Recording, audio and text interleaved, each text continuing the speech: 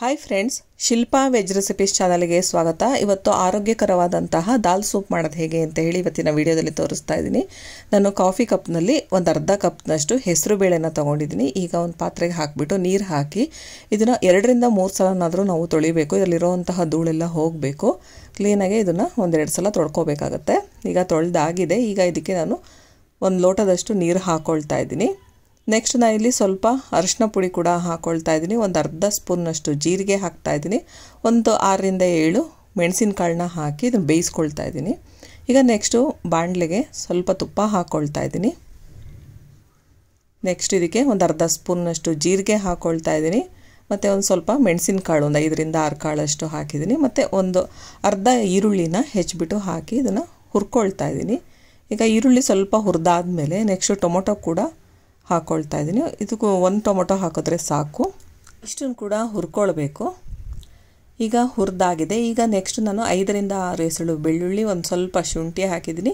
ಕೊತ್ತಂಬರಿ ಸೊಪ್ಪನ್ನ ಕೂಡ ಹಾಕಿದ್ದೀನಿ. ಇದನ್ನು ಕೂಡ ಅಷ್ಟೇ ಹುರ್ಕೊಳ್ತಾ ಇದ್ದೀನಿ. ಕೊತ್ತಂಬರಿ ಸೊಪ್ಪೆಲ್ಲ ಏನು ಜಾಸ್ತಿ ಹುರಿಬೇಕಂತಿಲ್ಲ. ಕೊನೆಯಲ್ಲಿ ಆಫ್ ಮಾಡೋಕ್ಕೂ ಮುಂಚೆ ಸ್ವಲ್ಪ ಮುಂಚೆ ಹಾಕಿದ್ರೆ ಸಾಕು. ನೆಕ್ಸ್ಟ್ ನಾನು ಇಲ್ಲಿ 1 ಇಂಚಷ್ಟು ಚಕ್ಕೆ ಹಾಕ್ಕೊಳ್ತಾ ಇದ್ದೀನಿ. ಸೋಂಪು ಒಂದು ಅರ್ಧ ಸ್ಪೂನ್ನಷ್ಟು ಬೇಕಿದ್ರೆ ಫ್ಲೇವರ್ ಇಷ್ಟಪಡೋರು ಹಾಕ್ಕೊಳ್ಬಹುದು. ಈಗ ಇದಿಷ್ಟು ಹುರಿದಾದ್ಮೇಲೆ ನಾನೀಗ ಬೇರೆ ಒಂದು ತಟ್ಟೆಗೆ ಹಾಕಿಟ್ಕೊಳ್ತಾ ಇದ್ದೀನಿ. ಇದು ತಣ್ಣಗಾಗಬೇಕು. ಆಮೇಲೆ ನಾವು ಮಿಕ್ಸಿಗೆ ಹಾಕಿ ರುಬ್ಕೊಳ್ಬೇಕಾಗತ್ತೆ. ನಾನೀಗ ಬೇಳೆನ ಒಂದು 2 ವಿಷಲ್ ಕೂಗಿಸ್ಕೊಂಡಿದ್ದೆ ಕುಕ್ಕರ್ನಲ್ಲಿ. ಈಗ ಇದು ರೆಡಿಯಾಗಿದೆ. ಮಿಕ್ಸಿ ಜಾರಿಗೆ ಹಾಕ್ಕೊಳ್ತಾ ಇದ್ದೀನಿ. ನೆಕ್ಸ್ಟು ತಣ್ಣಗಾದ್ಮೇಲೆ ಹುರಿದಿರೋ ಅಂತಹ ಈ ಟೊಮೊಟೊ ಈರುಳ್ಳಿನೂ ಕೂಡ ಹಾಕ್ಕೊಳ್ತಾ ಇದ್ದೀನಿ. ಈಗ ಇದನ್ನು ನುಣ್ಣಗೆ ರುಬ್ಕೊಳ್ಬೇಕು. ಈಗ ರುಬ್ಬಾಗಿದೆ. ನೆಕ್ಸ್ಟ್ ಈಗ ಇದೇ ಬಾಣಲೆಗೆ ನಾನು ಮತ್ತೆ ಒಂದು ಅರ್ಧ ಸ್ಪೂನ್ನಷ್ಟು ತುಪ್ಪ ಹಾಕ್ಕೊಳ್ತಾ ಇದ್ದೀನಿ. ಮತ್ತು ಸ್ವಲ್ಪ ಜೀರಿಗೆ ಹಾಕ್ಕೊಳ್ತಾ ಇದ್ದೀನಿ.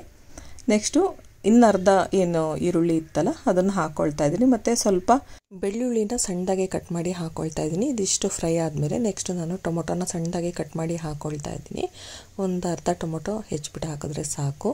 ನೆಕ್ಸ್ಟ್ ಈಗ ರುಬ್ಬಿರೋ ಅಂತಹ ಹೆಸರು ಬೇಳೆನ ಹಾಕ್ಕೊಳ್ತಾ ಇದ್ದೀನಿ. ನೀರು ಕೂಡ ಹಾಕ್ಕೊಳ್ತಾ ಇದ್ದೀನಿ.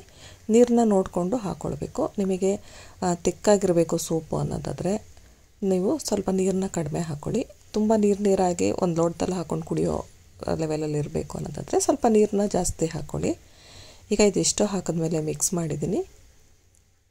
ನೆಕ್ಸ್ಟ್ ಈಗ ಇದಕ್ಕೆ ನಾನು ಉಪ್ಪನ್ನು ಹಾಕ್ಕೊಳ್ತಾ ಇದ್ದೀನಿ. ನೆಕ್ಸ್ಟು ಸ್ವಲ್ಪ ಖಾರಕ್ಕೆ ಖಾರದ ಪುಡಿ ಹಾಕಿದ್ದೀನಿ. ಇದು ಆಪ್ಷನಲ್. ಖಾರದ ಪುಡಿ ಬೇಕು ಅನ್ನೋರು ಹಾಕ್ಬೋದು. ಇಲ್ಲ ಅನ್ನೋದಾದರೆ ಬರೀ ಮೆಣಸಿನ ಪುಡಿಯಲ್ಲೇ ಕೂಡ ಈ ಸೂಪನ್ನ ಮಾಡ್ಬೋದು. ನೆಕ್ಸ್ಟ್ ಇಲ್ಲಿ ಕೊತ್ತಂಬರಿ ಸೊಪ್ಪನ್ನ ಹಾಕ್ಕೊಳ್ತಾ ಇದ್ದೀನಿ.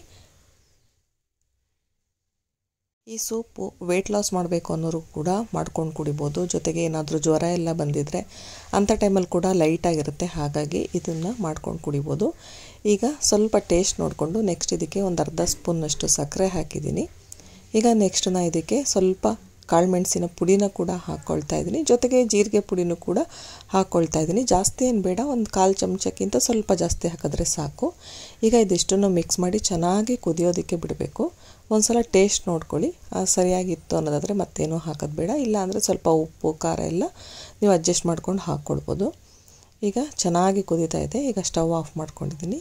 ಬಿಸಿ ಅನ್ನ ಜೊತೆ ಸ್ವಲ್ಪ ನಿಂಬೆ ರಸ ಹಾಕಿ ಕೂಡ ಸರ್ವ್ ಮಾಡ್ಬೋದು, ಅಥವಾ ಹಾಗೆ ಕೂಡ ಕುಡಿಬೋದು.